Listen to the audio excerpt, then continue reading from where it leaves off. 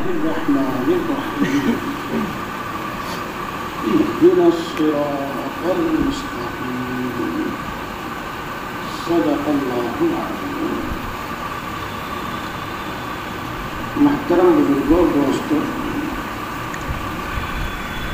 میرے لیے بڑی خوش نصیبی کی بات ہے، بڑی سعادت کی بات ہے. غالباً جمعے میں تو کئی بار یہاں ہوا، لیکن مستقل طور پر عشاء کے بعد یا مغرب کے بعد اس مسجد میں بیان کرنے کا میرا پہلا موقع ہے. اور میرے لیے خوشی اس لیے ہے کہ یہ مسجد میرے لیے ایسی مسجد ہے جیسے کہ میرے اپنے محلے کی مسجد، میرے اپنے گاؤں کی مسجد. میں یہاں اتنا رہا ہوں. بہت سارے حضرات چاہے نام سے نہ جانتے ہوں لیکن چہرے سے پہچان لیں. بات بڑی پرانی ہو گئی ہے، 50-52 سال پہلی بات ہو گئی ہے. ماشاءاللہ اس محلے میں جتنے میرے جاننے والے ہیں اتنے پورے کرانے میں نہیں، چونکہ یہیں پڑھے یہیں بیٹھے.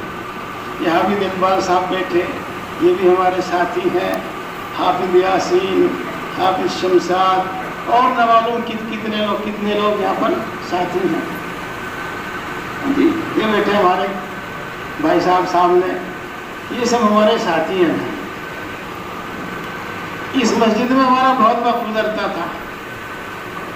جس دن ظہر کے بعد پارا نہیں سناتے تھے تو حضرت حافظ اکبر صاحب، اللہ ان کی قبر کو نور سے بھر دے، اللہ ان کے درجات بلند کرے، ہماری چھٹی بند کر دیتے تھے. اور یہ جو برابر میں کمرہ ہے ادھر، اس میں عصر سے مغرب تک ہم یاد کرتے تھے. اور مغرب کے بعد پھر اسی صحن میں، جس صحن میں ہم اس وقت بیٹھے ہیں، بیٹھ کر ان کو پارا سنایا کرتے تھے.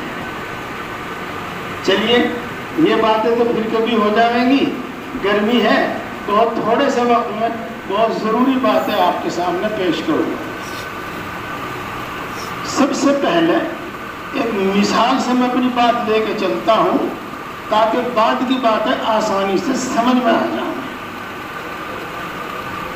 دوستوں، ایک بالٹی ہے دودھ کی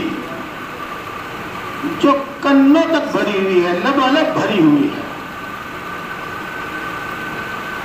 اب اگر اس میں 1 گلاس پانی ڈالا جائے تو وہ 1 گلاس پانی اس میں اسی وقت سماوے گا جب اس میں سے 1 گلاس دودھ نکل جائے گا. اور اگر یہ سلسلہ جاری رہے کہ اس میں پانی کے گلاس پر گلاس ڈالے جاتے رہے تو ایک وقت وہ آئے گا کہ بالٹی میں دودھ کا نام نہیں ہوگا بلکہ پانی ہی پانی رہ جائے گا. دوستو، یہ مثال ہے ہمارے مذہب اسلام کی کہ وہ کامل مکمل ہے. اس طرح سے کامل مکمل ہے کہ جیسے بالٹی دودھ کی بھری ہوئی اور اس میں 1 گھونٹ پانی کی بھی گنجائش نہیں. اب اگر اس میں دین میں کوئی چیز شامل کی جائے گی تو یقیناً دین کی ایک چیز نکل جائے گی ہمارے اندر سے اور دین کی ایک چیز سے ہم محروم ہو جائیں گے. اور خدا نہ خواستہ یہی سلسلہ چلتا رہے تو نوبت یہاں تک پہنچے گی کہ ہمارے پاس دین نام کی کوئی چیز نہیں ہوگی، چاہے ہم سمجھتے رہے کہ ہم دیندار ہیں اور ہمارے پاس دین ہے. جب ایک بدعت اور ایک رسم ہمارے اندر آتی ہے تو ایک سنت اٹھ جاتی ہے. ایک رسم آئے گی، ایک سنت اٹھ جائے گی. ایک بدعت آئے گی تو ایک سنت اٹھ جائے گی. اور یہ رسم اور یہ بدعت اگر اسی طرح ہمارے اندر چلتی رہی، آتی رہی تو ایک دن وہ ہوگا کہ دین کا نام نہیں ہوگا ہمارے پاس. اس واسطے رسموں سے اور بدعتوں سے بہت بچنا. کتنا بچنا ہے میں انشاءاللہ بتاؤں گا. ایک دوسری مثال اور سمجھیے گا آپ. یہ ادھر میرے پیچھے تو پانی پت ہے، اور ادھر ہمارے میرے سامنے ادھر یہ کانگلا ہے. ایک شخص پانی پت جانا چاہتا ہے اور وہ رخ کر لے اپنا اور وہ چل پڑے کانگلے والی سڑک پہ. وہ کانگلے جانے کے واسطے جتنا دوڑے گا اپنی منزل سے یعنی پانی پت سے اپنی منزل مقصود سے اتنا ہی دور ہوتا چلا جائے گا. اور اگر وہ پانی پت ہی کی سڑک پر چلے, پانی پت ہی کی طرف چلے اور 1 گھنٹے میں 1 قدم اٹھاوے تو وہ ہر قدم پر اپنی منزل سے یعنی پانی پت سے قریب ہوتا چلا جائے گا. اگر ہم دین پر صحیح دین پر قائم ہیں اور صحیح راستے پر ہیں, تھوڑی عبادت کرتے ہیں, کم عبادت کرتے ہیں, تو بھی انشاءاللہ اللہ کے نزدیک ہوتے چلے جائیں گے. اور امید ہے کہ اللہ کا قرب اور اللہ کی نزدیکی ایک دن ہمیں حاصل ہو جائے گی. اور اگر خدا نہ خواستہ ہم بدعتوں میں الجھ گئے اور خدا نہ خواستہ ہم رسموں میں الجھ گئے تو ہم اللہ تبارک و تعالیٰ سے دور ہوتے چلے جائیں گے. بلکہ جتنی محنت کریں گے, جتنی قربانی دیں گے, اتنے اللہ تبارک و تعالیٰ سے دور ہوتے چلے جائیں گے. ان دونوں مثالوں سے آپ اب اچھی طرح سمجھ جائیں گے. اگلی وہ بات جو میں آپ کے سامنے پیش کروں گا کہ اگر ہم ہدایت پر ہیں, صحیح دین پر ہم عمل کرتے ہیں, دین کو صحیح سمجھ کر اور ہم اس پر صحیح عمل کرتے ہیں, اگر تھوڑا بھی عمل کرتے ہیں تو انشاءاللہ رضیت جنت کے قریب, اللہ کے قریب ہوتے چلے جائیں گے. اور اگر رسموں میں بدعتوں میں ہم مبتلا ہو گئے تو جتنا بھی زیادہ عمل کریں, جتنی بھی زیادہ قربانی دیں, اتنی ہی جنت سے دور ہوتے چلے جائیں گے, اتنے ہی اللہ سے دور ہوتے چلے جائیں گے. اب میں اپنی اگلی بات شروع کرتا ہوں. دوستوں اور بزرگوں, ہمارا دین مکمل ہے. اتنا مکمل, الیوم اکملت لکم دینکم واتممت علیکم نعمتی ورضیت لکم الاسلام دینا. اللہ تعالیٰ ارشاد فرماتے ہیں میں نے اپنا دین مکمل کر دیا, تمہارا دین میں نے مکمل کر دیا اور اپنی نعمت میں نے تمہیں کامل مکمل نعمت تمہیں دے دی. وَأَتْمَمْتُ عَلَيْكُمْ نِعْمَتِي, اور میں نے تمہارے واسطے دین اسلام پسند کیا ہے.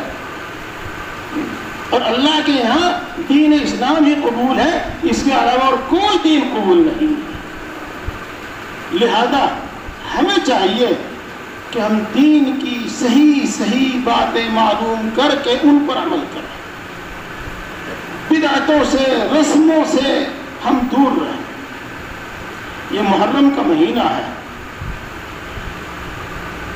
شیعوں کی صحبت کی وجہ سے, شیعوں کے پڑوس کی وجہ سے ہمارے اندر بہت ساری رسمیں داخل ہو گئی ہیں,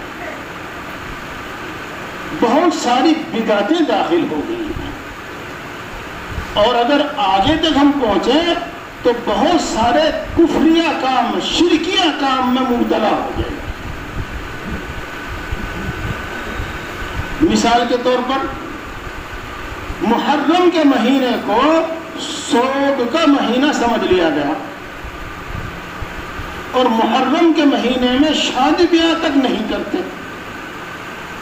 اور بہت سی ہماری ماں بہنیں جن کو معلوم نہیں شیعوں کے پڑوس کی وجہ سے کہ وہ بھی اپنے آپ کو مسلمان کہتے ہیں, الحمدللہ ہم تو مسلمان ہیں ہی, محرم کے مہینے میں مہندی نہیں لگایا کرتے.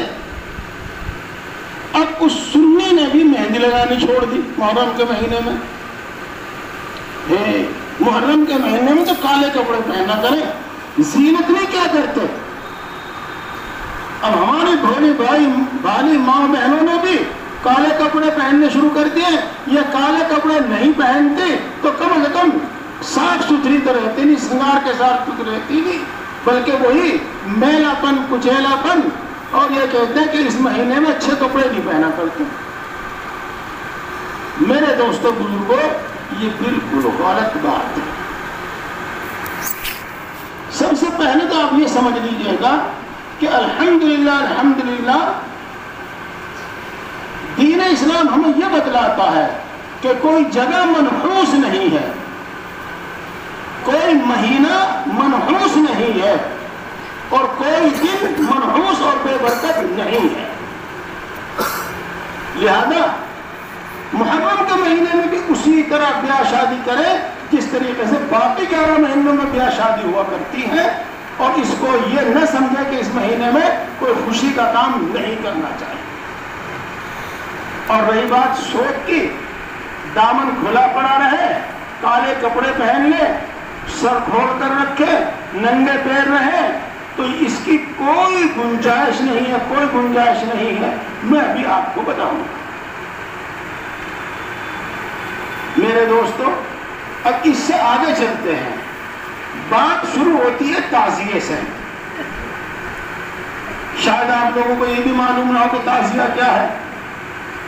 تعزیے کے معنی تو کچھ اور ہے، یہاں ہوتا کچھ اور ہے۔ تعزیے کے معنی تو ہے تسلی دینا، غم دور کرنا، اور یہاں کام ہوتا ہے غم کو بڑھانا، یہاں الٹا کام ہوتا ہے۔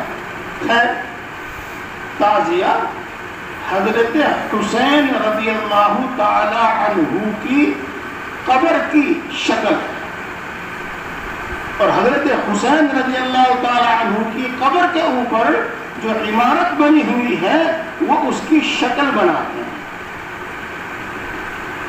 اور جس طریقے سے کیا کہتے ہیں یہاں کلندر صاحب پہ جا کے لوگ اس قبر کے ساتھ جو کرتے ہیں آپ کو معلوم ہے، وہی سب اس تعزیے کے ساتھ بھی کیا جاتا ہے۔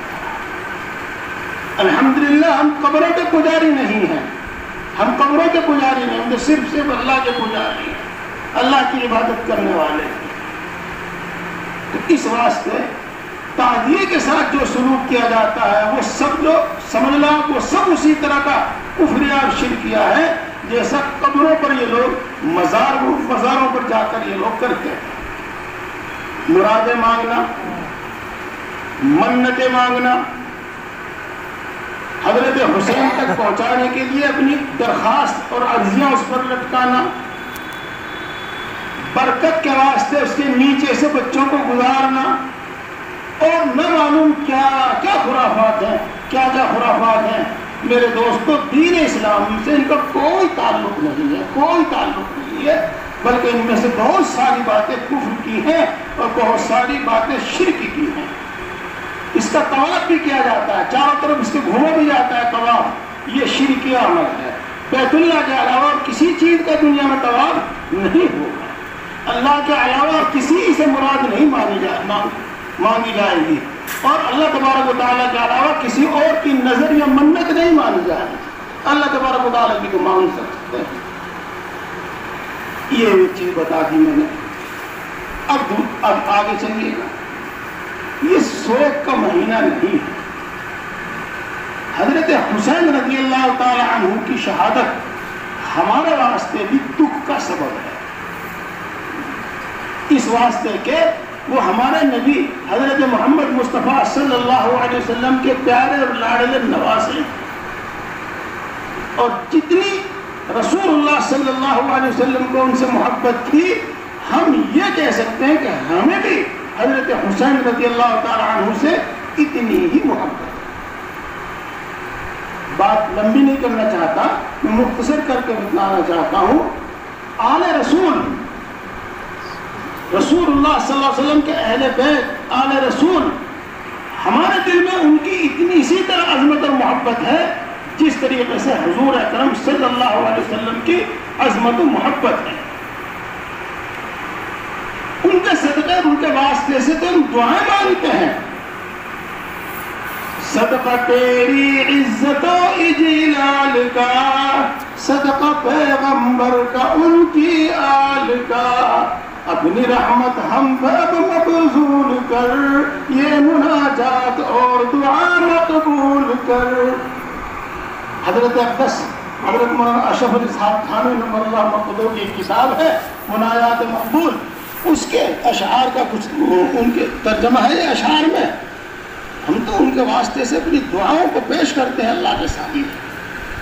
ہمیں تو ان سے اتنی عظمت، اتنی محبت، اتنی عقیدت ان سے ہے، لیکن اس عظمت، اس محبت، اس عقیدت کے باوجود ہم وہ کریں گے جو کچھ حضور اکرم صلی اللہ علیہ وسلم نے کہا ہے، ہم اس سے آگے نہیں بڑھیں گے، 1 انچ بھی نہیں، 1 انچ تو بہت زیادہ ہو جاتا ہے، 1 بال بھی ہم اس سے آگے نہیں بڑھیں گے۔ میں اس سلسلے میں آپ کو ایک حدیث پاک سنانا چاہتا ہوں۔ حدیث پاک یہ ہے کہ رسول اللہ صلی اللہ علیہ وسلم نے 3 دن تک سوگ کرنے کی تو اجازت مرحمت فرمائی، اور 3 دن سے زیادہ سوگ کرنے کی اجازت مرحمت نہیں فرمائی۔ بس اس عورت کے لیے جو عدت گزار رہی ہو، اس کے لیے، طلاق والی عورت کے لیے 3 حیض، 3 مہینے 10 دن میں 3 حیض تک، اور جس کے شوہر کی وفات ہو گئی ہو اس کو 4 مہینے 10 دن تک، اس کے لیے تو سوگ کی اجازت ہے، اور اس سے آگے بڑھ کر 3 دن سے زیادہ سوگ کی اجازت نہیں ہے کسی کے لیے۔ اور الحمدللہ ہم اہل سنت والجماعت ہیں۔ اہل سنت کا مطلب رسول اللہ صلی اللہ علیہ وسلم کی باتوں پر عمل کرنے والے، رسول اللہ صلی اللہ علیہ وسلم کے طریقے پر عمل کرنے والے، اور صحابہ کرام رضوان اللہ تعالی علیہ مجمعین نے جس طرح رسول اللہ صلی اللہ علیہ وسلم کے بتائے ہوئے احکام پر عمل کیا، اسی طرح ہم عمل کرنے والے۔ لہذا سنیے حدیث پاک، حضرت ام حبیبہ رضی اللہ تعالی عنہا حضور اکرم صلی اللہ علیہ وسلم کی بیوی ہیں، حضرت معاویہ رضی اللہ تعالی عنہ کی بہن ہیں، حضرت ابو سفیان رضی اللہ تعالی عنہ کی بیٹی ہے۔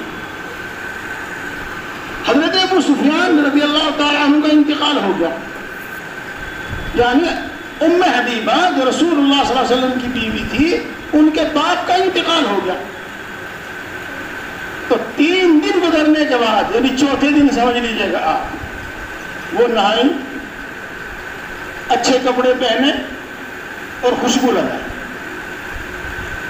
ان کے پاس جو عورتیں، لڑکیاں آتی تھی دین کا علم حاصل کرنے کے واسطے، ہاں یہ سنت الحمدللہ صحابہ کے زمانے سے آج تک چلی آ رہی ہے۔ ہمارے بہت سے گھروں میں ہماری ماں بہنیں آج بھی بچیوں کو پڑھاتی ہیں۔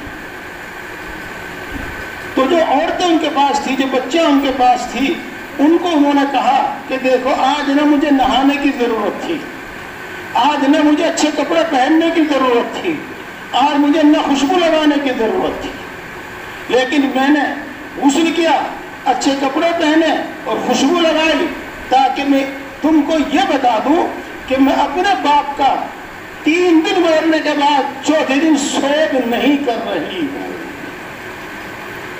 چونکہ رسول اللہ صلی اللہ علیہ وسلم نے 3 دن کی اجازت دی، تو میں 4تھے دن اپنے باپ کا سوگ نہیں کر رہی۔ تو دوستو، کسی کا بھی انتقال ہو جاوے، حتیٰ کہ اکلوتے جان بیٹے کا بھی انتقال ہو جاوے، اگر آدمی ادھر ادھر کی باتیں نہ سوچے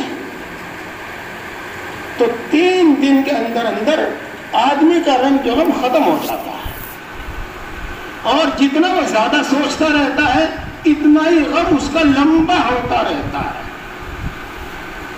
اگر وہ کچھ نہ سوچے، اللہ کے سپرد کر دے، انا للہ و انا الیہ راجعون کے مطلب کے ساتھ وہ انا للہ و انا الیہ راجعون پڑھے، 3 دن کے اندر غم ختم ہو جائے گا۔ جب وہ سوچے گا اوہو میرا تو اکیلا ہی بیٹا تھا، اوہو یہ تو میرے بڑھاپے کا سہارا تھا، جب وہ ایسی باتیں سوچتا رہے گا، اور جب تک سوچتا رہے گا اس وقت تک اس کو رنج اور غم ہوتا رہے گا۔ 3 دن کے بعد عام طور سے طبعی رنج جو ہوتا ہے وہ ختم ہو جاتا ہے، اسی لیے 3 دن تک سوگ کی اجازت ہے، اس کے بعد سوگ کی اجازت نہیں ہے۔ ہماری شریعت میں، ہمارے دین میں نہ کسی کا جنم دن منایا جاتا اور نہ کسی کا مرنے والا دن، موت کا دن، وفات کا دن منایا جاتا۔ آپ کو تو معلوم ہے اس امت پر سب سے بڑا صدمہ وہ حضور اکرم صلی اللہ علیہ وسلم کی وفات، اس سے بڑا صدمہ اور کوئی دوسرا ہو ہی نہیں سکتا۔ لیکن حضور اکرم صلی اللہ علیہ وسلم کا ہم نے یوم ولادت مناتے، جس دن وہ پیدا ہوئے، اور نہ ہی یوم وفات مناتے جس دن ان کی وہ اس دنیا سے تشریف لے گئے. اور ہم کیا نہیں مناتے؟ تمام صحابہ کرام نہیں مناتے تھے اور کئی سو سال تک کوئی بھی مسلمان نہیں مناتا تھا. بعد کے ملحدوں نے، بددین لوگوں نے یہ چیزیں دین کے اندر داخل کی. یہ بے شک حضرت حسین رضی اللہ تعالیٰ عنہ شہید ہیں، اس میں کوئی شک و شبہ نہیں ہے، لیکن خود حضور اکرم صلی اللہ علیہ وسلم نے اپنے چچا حضرت حمزہ رضی اللہ تعالیٰ عنہ کو سید الشہداء فرمایا ہے، تمام شہیدوں کے سردار. اور میں یقین کے ساتھ کہتا ہوں، حوالے کے ساتھ کہتا ہوں، حضرت حسین رضی اللہ تعالیٰ عنہ کے ساتھ وہ کچھ نہیں ہوا، ان پر وہ ظلم نہیں ہوا جو ظلم حضرت حمزہ رضی اللہ تعالیٰ عنہ پر ہوا تھا. حضرت حمزہ رضی اللہ تعالیٰ عنہ کو جس ظالم نے شہید کیا تھا تو ان کے ناک کاٹ لیا، کان کاٹ لیا، آنکھیں ان کی نکال دی اور ان کا سینہ چاک کر کے ان کا دل اور جگر نکال لیا گیا. تو حضور اکرم صلی اللہ علیہ وسلم کو بھی صدمہ ہوا، لیکن 3 دن سے زیادہ صدمے، یوں سمجھ لو 3 دن کی قید نہ لگا. رسول اللہ صلی اللہ، یہ احد کی بات ہے، احد کی جنگ احد کی بات ہے یہ.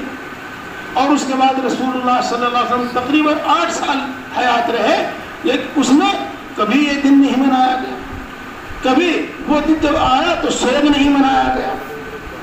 بہرحال یہ چیزیں اسلام میں ان کی کوئی گنجائش نہیں ہے، اسلام میں ان کی کوئی گنجائش نہیں ہے. میں ذرا تفسیر کروں گا تو وقت زیادہ ہو جائے گا، ضروری باتیں مختصر ہی بتا رہا ہوں. اب میں آگے چلنے سے پہلے آپ کو یہ بتلا دینا چاہتا ہوں کہ جس طریقے سے یہ سوگ منانا جائز نہیں ہے اور یہ برسی منانا جائز نہیں ہے، اسی طریقے سے کسی بھی شکل میں اس میں شریک ہونا بھی جائز نہیں ہے. اس تعطیہ کو دیکھنے کے لیے جاؤ، اس کی اجازت نہیں ہے. ان کی مجلسوں میں کسی بھی طریقے سے شریک ہو تو اس کی اجازت نہیں ہے. خود آپ حضرت حسین رضی اللہ تعالی عنہ کا ایسا قصہ پڑھیں جس سے صدمہ ہو، غم ہو، رونا آئے، تو یہ آپ کے واسطے جائز نہیں ہے، کسی کے واسطے جائز نہیں ہے. تو اب میری گزارش یہ ہے، چونکہ شریعت میں اس کی اجازت نہیں ہے، تو جو لوگ ایسا کرتے ہیں ہمیں اس میں شریک ہونے کی اور اس کو دیکھنے کی بھی اجازت نہیں. آگے بتاؤں گا میں کیوں اجازت نہیں. اب اس کے بعد آگے چلیے گا. اب یہ تو ہوتا ہے سوگ اور ایک ہوتا ہے ماتم. آپ تو کیرانے کے رہنے والے ہیں اور قریب میں ہی ہیں، آپ کے تو سب کچھ آپ کا دیکھا جانا ہوگا. کہیں تو ہاتھوں سے کرتے ہیں، حسن حسین، کئی زنجیروں سے کرتے ہیں، کئی بلیڈ سے کرتے ہیں. جی اس کو ماتم کہتے ہیں، ماتم. تو میرے دوستو، جس طریقے سے سوگ کی کوئی اجازت نہیں ہے اور اسی طریقے سے اس ماتم کی بھی کوئی اجازت نہیں ہے، بلکہ رسول اللہ صلی اللہ علیہ وسلم نے نحایا کہتے ہیں اس کو عربی میں، نحایا یا نوحہ کرنے والوں کے بارے میں فرمایا کہ جو نوحہ کرے وہ مسلمان نہیں ہے، جو ماتم کرے وہ مسلمان نہیں ہے. اور رسول اللہ صلی اللہ علیہ وسلم نے ارشاد فرمایا کہ 2 آواز یہ جاہلیت کی آواز ہے، اسلام میں ان کی کوئی گنجائش نہیں ہے اور مسلمانوں میں اس کی کوئی گنجائش نہیں ہے. ایک تو گانے اور ساز کی آواز، جس کو آپ لوگ موسیقی کہتے ہیں، راگ یا ساز جو موسیقی کہتے ہیں، اس کی کوئی گنجائش نہیں ہے اسلام میں اور مسلمانوں کے درمیان. اور اسی طریقے سے مرنے والے پر چیخ چیخ کر رونا، بیان کر کر کے رونا، سینہ پیٹنا، گال پیٹنا، بال پھاڑنا، گریبان پھاڑنا، یہ نوحے میں آتا ہے سب کچھ. اس کی یہ جاہلیت کا کام ہے، اسلام میں اس کی کوئی گنجائش نہیں ہے. ایک حدیث پاک میں آیا ہے کہ نوحہ زیادہ تر عورتیں کرتی تھی. ہاں، جو عورت نوحہ کرتی ہے تو قیامت کے دن پہلے اس کے جسم پر گندھک لپیٹی جائے گی. گندھک تو آپ جانتے ہیں، ہاں، بارود میں ڈلتی ہے، بہت جلدی آگ پکڑتی ہے. اور گندک اس کے پورے جسم پر لپیٹنے کے بعد پھر اس کو آگ اس کے پورے جسم پر لپیٹ دی جائے گی۔ اب آپ اندازہ کیجئے گا کہ نوحہ ایک گناہ ہی گناہ نہیں بلکہ شریعت کی نگاہ میں کتنا بڑا جرم ہے، اور اس کی کتنی بڑی سزا آخرت میں ہونے والی ہے، اور دنیا میں اس سے بڑی کیا سزا ہوگی کہ اس کے بارے میں رسول اللہ صلی اللہ علیہ وسلم نے ارشاد فرمایا کہ وہ شخص مسلمانوں میں سے نہیں ہے۔ تو اس واسطے میرے دوستو یہ نوحہ ہو اور یہ ماتم کا جلوس ہو اور دلدل کا جلوس ہو، تعزیے کا جلوس ہو، یہ کوئی بھی جلوس ہو، اس میں کسی طریقے سے ہم میں سے کوئی شریک نہ ہو، اس واسطے کہ جو شخص گناہ کے وقت وہاں پر حاضر ہو، چاہے وہ شخص وہ گناہ نہ کرے لیکن اس کو بھی اتنا ہی گناہ ملے گا جتنا وہ گناہ کا کام کرنے والوں کو گناہ ملتا ہے، جس کا مطلب یہ ہوا کہ یہ جتنے بھی کام ہیں بدعت کے اور رسم کے اور گناہ کے، گناہ گار تو وہ ہیں جو یہ کام کر رہے ہیں، لیکن جتنے وہ گناہ گار ہیں اتنے گناہ گار وہ بھی ہیں جو وہاں کھڑے ہو کر اس کو دیکھ رہے ہیں۔ یہ حدیث کا ترجمہ میں نے آپ کو سنایا، اور اسی طریقے سے رسول اللہ صلی اللہ علیہ وسلم نے ارشاد فرمایا، حدیث بعد اچھا وہ حدیث بعد یاد نہیں ہے، ترجمہ بتا دوں میں آپ کو، جو شخص کسی کی تعداد بڑھا دے اور کسی کے میلے کی گناہ کی رونق بڑھاوے تو وہ انہی میں سے ہے۔ من کسر سواد قوم فهو منهم، یہ حدیث پاک ہے، جو شخص کسی کی تعداد بڑھاوے تو وہ انہی میں سے شمار ہوگا۔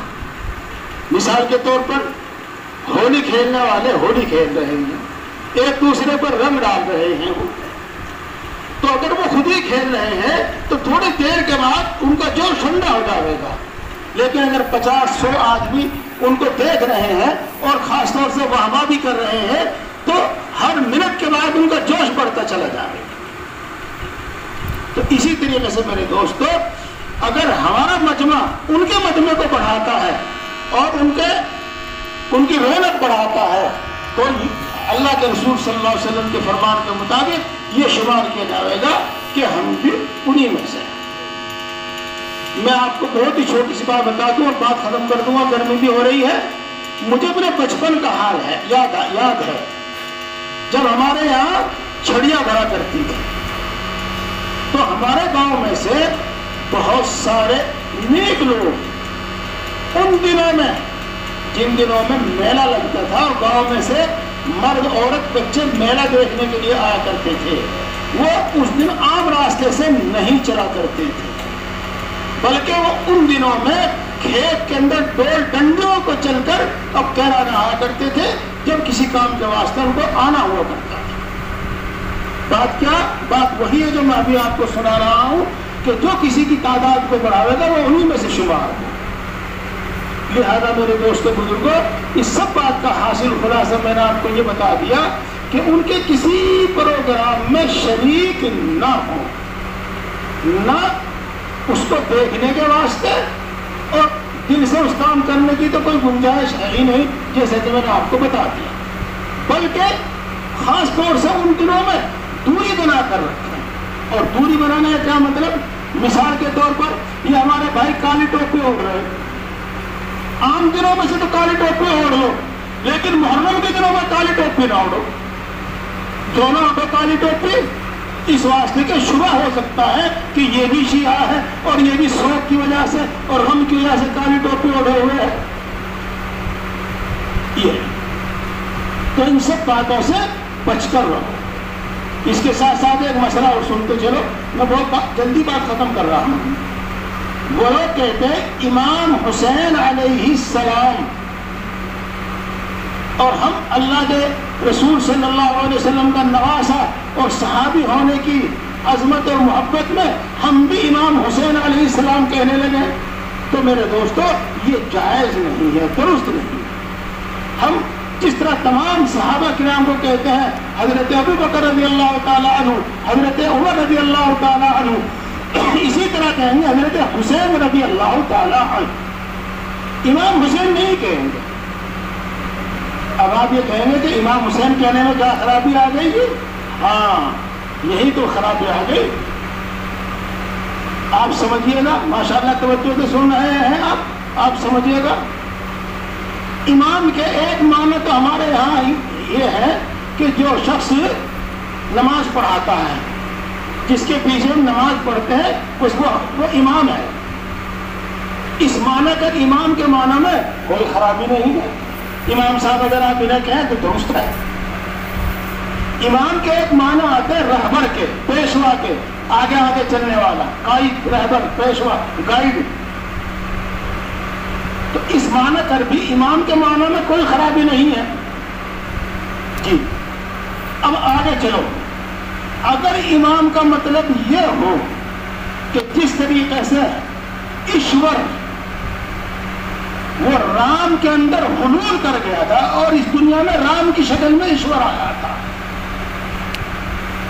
آپ نے پڑھا ہوگا، نہیں تو جتنا میں نے آپ کو بتا دیا اتنا بھی کافی ہے. کرشن اللہ تبارک و تعالی یا کہو ایشور وہ کرشن کے اندر اتر گیا تھا اور کرشن کی شکل و صورت میں اللہ اس دنیا میں آیا، ایشور اس دنیا میں آیا. تو میرے دوستو یہ بالکل کفری عقیدہ ہے، بالکل شرکی عقیدہ ہے. اللہ تبارک و تعالیٰ کی ذات اس سے منزہ ہے اور پاک ہے. یہ بالکل مشرکانہ عقیدہ ہے. اگر کوئی یہ کہنے لگے کہ اللہ تبارک و تعالیٰ حضرت علی کی شکل میں دنیا میں آیا، حضرت علی رضی اللہ تعالیٰ عنہ کے جسم کے اندر اللہ اتر گیا تھا اور امام ایسا ہی ہوتا ہے، تو میرے دوستو ظاہر بات ہے کہ کفری عقیدہ ہے، شرکی عقیدہ ہے. اللہ تبارک و تعالیٰ کا حکم تو سب کو ماننا ہی ہے، اس میں تو کسی کوئی وہی نہیں ہے. اور اللہ تبارک و تعالیٰ کے بعد صرف ایک ہستی نبی کی ہے کہ اس کا حکم ماننا واجب ہے، فرض ہے. جو بھی آپ کہیں، جس طرح بھی کہیں وہ فرض ہے. اس کے علاوہ کسی کا حکم ماننا فرض نہیں ہے. جس چیز کو وہ حلال کرے اس کو ہم حلال سمجھیں، جس کچھ چیز کو وہ حرام کرے اس کو ہم حرام سمجھیں، ایسا کچھ نہیں ہے. حلال حرام کرنے کا اختیار صرف اللہ تبارک و تعالیٰ کو ہے. لیکن اگر کوئی یہ کہے کہ حلال اور حرام کرنے کا اختیار امام کو بھی ہے تو اس نے نبی تو اس کو نہیں کہا، لیکن نبی والی صفت اس کو دے دی، نبی والا درجہ اس کو دے دیا. اگر کوئی شخص یہ کہے کہ امام کو یہ اختیار ہے کہ وہ قرآن پاک کی کسی بھی آیت کو کینسل کر سکتا ہے، منسوخ کر سکتا ہے، شریعت کے کسی بھی حکم کو کینسل کر سکتا ہے، منسوخ کر سکتا ہے، تو میرے دوستو یہ نبی والی صفت ہے. نبی کو تو یہ ہے اختیار، نبی کے بعد کسی کو اختیار نہیں. مولانا صاحب، مفتی صاحب وہ شریعت کا مسئلہ آپ کو بتاتے ہیں، اپنی طرف سے کچھ نہیں بتاتے. یہی وجہ ہے کہ اگر مفتی صاحب کوئی غلط مسئلہ بتا دیں تو ان کے شاگرد ان کو پکڑ کے بیٹھ جاتے ہیں. تو بہرحال امام کو یہ نبی تو نہیں کہتے ہیں، لیکن اللہ والی صفات امام کے اندر اور نبیوں والی صفات امام کے اندر یہ ثابت کرتے ہیں. اس لیے امام حسین نہیں کہنا ہے، بلکہ ان کی مشابہت سے بچنے کے واسطے اس سے پرہیز کریں. اور حضرت حسین کے اسی طریقے سے علیہ السلام اہل سنت والجماعت کے یہاں صرف انبیاء کرام علیہ السلام کے نام کے ساتھ لگایا جاتا ہے، فرشتوں کے نام کے ساتھ لگایا جاتا ہے، اس کے علاوہ اور کسی کے ساتھ نہیں لگایا جاتا. لہذا امام حسین علیہ السلام، امام حسن علیہ السلام اس طرح کی یہ باتیں، اس طرح کے یہ الفاظ نہیں کہنا چاہیے اور نہیں بولنا چاہیے. میں بات ختم کر رہا ہوں، لیکن بہت ضروری بات ہے، آپ کو بتانا ضروری ہے، آپ کو آگاہ کرنا ضروری ہے. ممکن ہے آپ کا کوئی پڑوسی ہو، ممکن ہے آپ کا کوئی دوست ہو، اور باتوں بات آپ یہ کہنے لگے کہ مولانا صاحب نے ہمیں بتایا کہ تم امام کے یوں مانتے ہو کہ امام کے اندر اللہ تبارک و تعالیٰ اتر آیا. تم یوں کہتے ہو کہ امام کو حلال کرنے کا بھی حق ہے، حرام کرنے کا بھی حق ہے. وہ کہے گا حاشا اللہ، خدا کی قسم ہرگز بھی نہیں، ہم میں سے کوئی ایسا نہیں کہتا. ہماری کسی کتاب میں لکھا ہوا نہیں ہے، اور اگر کسی کتاب میں لکھا ہوا ہے تو غلط ہے، ہم نہیں مانتے اس کو، وہ یوں کہے گا۔ اور جب وہ قسم کھا کر یہ کہے گا اور اتنی زورداری سے کہے گا تو آپ کے ذہن میں بات ضرور جاوے گی کہ وہ مولوی صاحب ہمیں غلط بتا کے چلے گئے، اور آپ کہیں مفتی صاحب سے پوچھو گے، کہیں اور سے پوچھو گے، کہیں اور سے پوچھو گے، بہرحال ٹینشن کنفیوژن آپ ہو جاؤ گے۔ میرے دوستو، ان کے یہاں ایک چیز ہے جس کو کہتے ہیں تقیہ۔ تقیہ نہیں چھوٹے کاف سے سر کے نیچے لگاتے ہیں، بڑے کاف سے تقیہ۔ اور تقیہ کا مطلب یہ ہوتا ہے کہ اصل بات کو چھپا کے اور غلط بات کہہ دو، تمہیں ایسا ثواب ملے گا جیسا کہ ظالم بادشاہ کے سامنے حق بات کہنے کا ثواب ملتا ہے، جیسا کہ جہاد کا ثواب ملتا ہے۔ وہ جو کہتے ہیں ان کا یہ عقیدہ ہے۔ آپ ان کی کتابیں اٹھا کر دیکھو گے، ان کے عقائد دیکھو گے تو دو چیز ان کے اندر ملے گی، ایک تقیہ جیسا کہ میں نے ابھی آپ کو بتایا، اور ایک تبرہ۔ تبرہ کا کیا مطلب ہوتا ہے؟ تمام صحابہ کرام رضوان اللہ تعالی علیہم اجمعین کو برا بھلا کہنا، بھلا چھوڑ کر برا کہنا۔ چند صحابہ کے علاوہ باقی تمام صحابہ ان کے نزدیک منافق تھے، اور رسول اللہ صلی اللہ علیہ وسلم کے ساتھ لگ لیے تھے حکومت حاصل کرنے کے واسطے، اور رسول اللہ صلی اللہ علیہ وسلم کی وفات کے بعد سب دین سے پھر گئے تھے، سب مرتد ہو گئے تھے۔ تو تبرہ تقیہ ان کی چیز ہے۔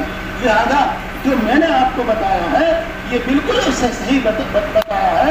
اگر کوئی شیعہ اس کا انکار کرے تو آپ کسی سنی مسلمان سے پوچھ لینا، عالم سے پوچھ لینا، اور تم شیعوں کی کتابوں میں دیکھ لینا۔ اور اگر آپ بہت زیادہ نہیں پڑھ سکتے تو میں ایک آسان کتاب کا نام آپ کو بتا دوں گا، امام خمینی اور ایرانی انقلاب۔ بہت آسان لفظوں میں ایک کتاب ہے، آپ اس کو پڑھ سکتے ہیں، اس میں سب کچھ مل جائے گا جو کہ میں نے آپ کو بتایا ہے۔ بہرحال ان تمام چیزوں سے آپ بچ کر رہیں، ان تمام رسموں سے، ان تمام بدعتوں سے بچ کر رہیں، اور ان لوگوں سے بھی بچ کر رہیں۔ بات بتانے کی ہے تو بتا ہی دوں، کوئی حرج کی بات نہیں ہے۔